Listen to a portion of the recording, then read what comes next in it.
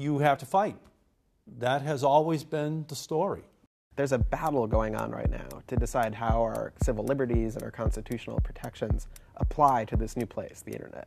We're just at the beginning of a long process of translating offline rights and laws into the online world. What does the First Amendment mean? What does the Fourth Amendment mean?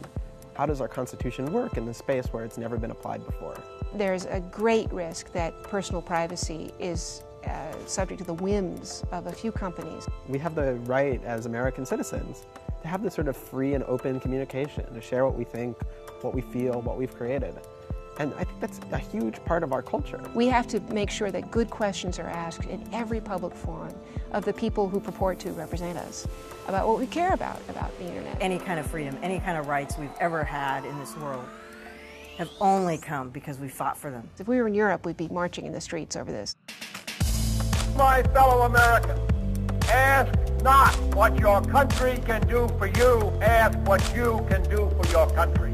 Let me assert my firm belief that the only thing we have to fear is fear itself.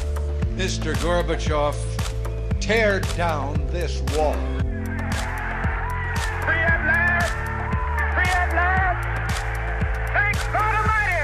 We are free at last! So the First Amendment is this classic guarantee of free speech, that however crazy your ideas are, however weird your thoughts are, even if you just want to say something you don't even believe, but just think is interesting, that's protected. On the internet, I think the First Amendment takes on an even more important role, because if you think about how computers work, they're not like people. They don't understand what it is they're saying. Laws about the content of speech, which traditionally have been prohibited by the First Amendment, they're almost impossible to execute on the computer, right? A computer can't look at this and say, is this offensive?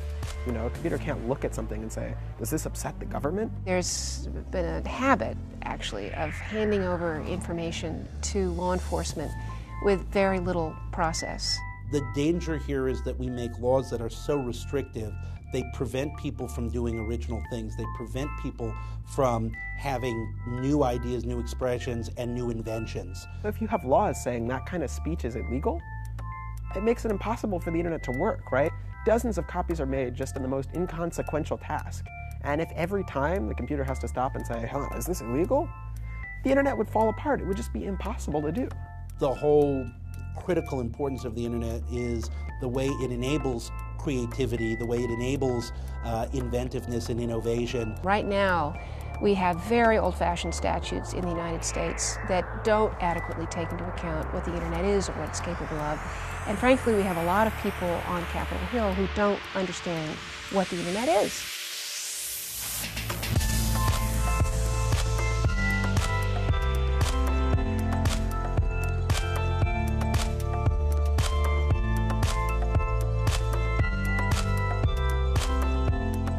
The sad fact is we don't live in utopia. We live in a world where Facebook can use this data to spy on you.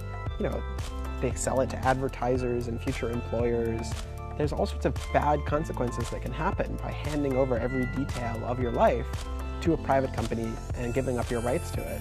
It should be a slam dunk that the policy of the government is to do the maximum possible to protect privacy. But what we are seeing develop now is just the possibility of wholesale invasions of privacy to the extent that everybody knows where you're going, what you're visiting, and you're going to have no private life of your own.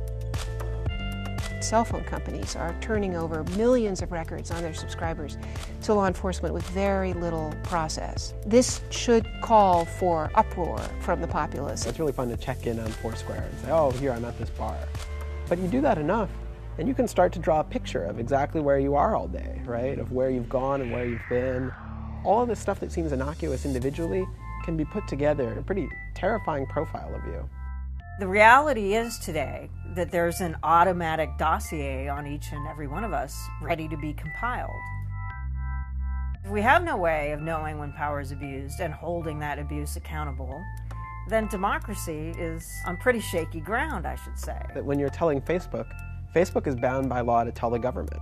You know, in many cases, they don't even need a court order to get your data. They can just call up Facebook and say, look, we're a law enforcement agency, we need to see this, right? It's not this private conversation between you and the server. Suddenly, it's this much more public conversation between you and everyone who has a lawyer. Every time you post something, think about it, is there anybody in the world that you wouldn't want to see this?